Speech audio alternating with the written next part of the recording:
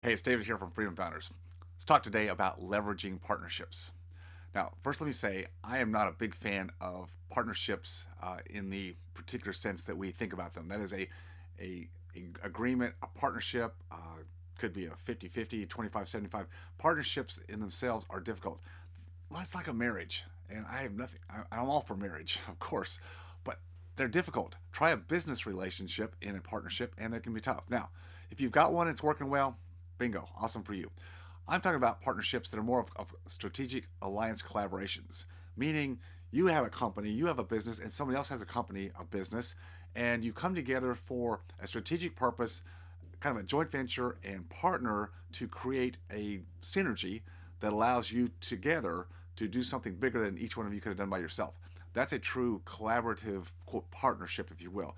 You don't have to have a partnership agreement. You can have a joint venture agreement when the project or the partnership project is over. Then the companies can split again and they can come back again later. So there's no legal entity that forms the two together. That's what I want to make clear for you. You can collaborate with companies all the time in strategic relationships, and it's very, very powerful because if you try to do everything yourself under one umbrella, you try to have a company that tries to do a lot of different things, it takes a lot of overhead, takes a lot of infrastructure, there's a lot of risk there.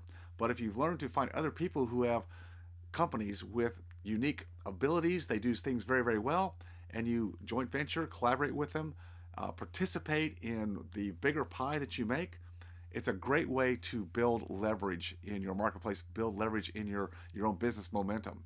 You've got to look for people, business owners that think the right way.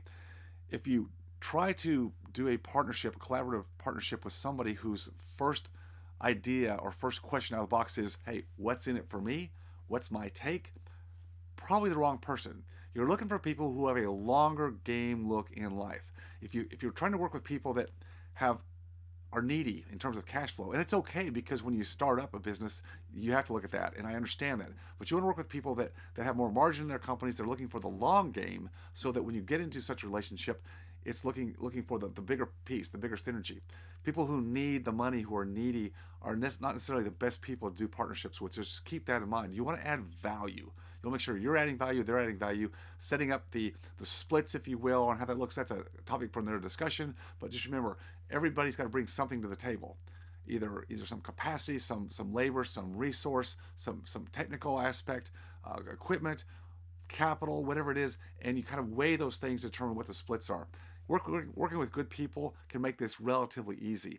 Still put it all down on paper, figure out what you want, what's the end game, what's the outcome you both want, and then give it a try. Give it a try. It's one of the best things you can do in life. I've done it many times, and I'll vouch for it. Remember, always stay focused on your freedom. I'll see you next time.